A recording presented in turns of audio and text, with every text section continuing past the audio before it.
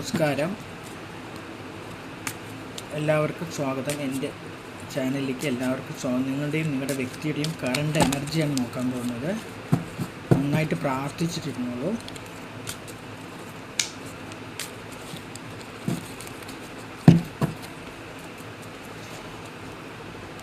ഇത് നിങ്ങളുടെ എനർജിയാണ്. ഇത് നിങ്ങളുടെ ആരെയാണോ ഉദ്ദേശിച്ച ആ വ്യക്തിയുടെ കറണ്ട് എനർജി. നിങ്ങളുടെ ആഗ്രഹം എന്താണെന്നുള്ളതാണ്. ഇത് ഡിവൈൻ ഗൈഡൻസ് ആണ്. ബോട്ടം ഓഫ് ദ ഡെക്ക് വന്നിരിക്കുന്ന 5 ഓഫ് വാണ്ടാണ്. നോക്കാം. നിങ്ങളുടെ കറണ്ട് എനർജി നിങ്ങൾ എവിടേക്കോ ഈ കാറും ഗോളും നിറഞ്ഞ ഈ അന്തരീക്ഷത്തിൽ നിന്ന് എവിടേക്കോ ഒന്ന് മാറിപ്പോകണമെന്നാണ് നിങ്ങളുടെ ആഗ്രഹം. അപ്പോൾ മനസ്സിൽ മൊത്തത്തിൽ എന്തോ ഒരു പ്രശ്നമായിട്ടുണ്ട്. ആ സിറ്റുവേഷനിൽ നിന്ന് നല്ലൊരു സ്ഥലത്തേക്ക് മൂവ് ആവണമെന്നാണ് നിങ്ങളിപ്പോൾ ചിന്തിക്കുന്നത് കേട്ടോ. 6 ഓഫ് സോഡാണ് നിങ്ങളുടെ വ്യക്തിയുടെ കറണ്ട് എനർജി നോക്കാം. അവർ 2 ഓഫ് വാണ്ട്സ് ആണ് വന്നിരിക്കുന്നത്. അത് ഫയർ എനർജിയാണ് വന്നിരിക്കുന്നത്. എവിടെയോ അവർക്കും എന്തോ പ്ലാൻ ചെയ്ത് നിൽക്കുകയാണ്.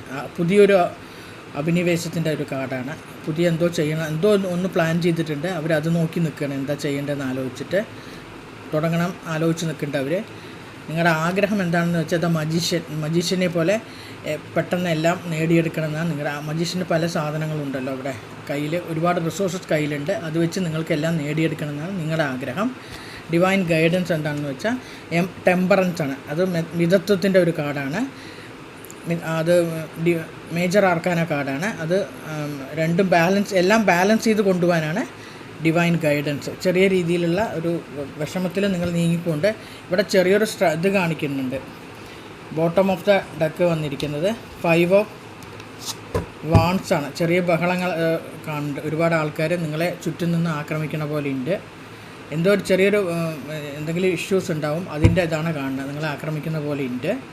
5 ഓഫ് വാണ്ടാണ് കാണിക്കുന്നത്. ഇത് റെസനേറ്റ് ആവുന്നവരെടുക്കൂ, അല്ലാത്തവർ വിട്ടുകളയൂ. അതുപോലെ കമൻറ്റ് ഒക്കെ ഉണ്ടെങ്കിൽ കമൻറ്റ് സെക്ഷനിൽ കൊടുത്താൽ എനിക്ക് നന്നായിരുന്നു.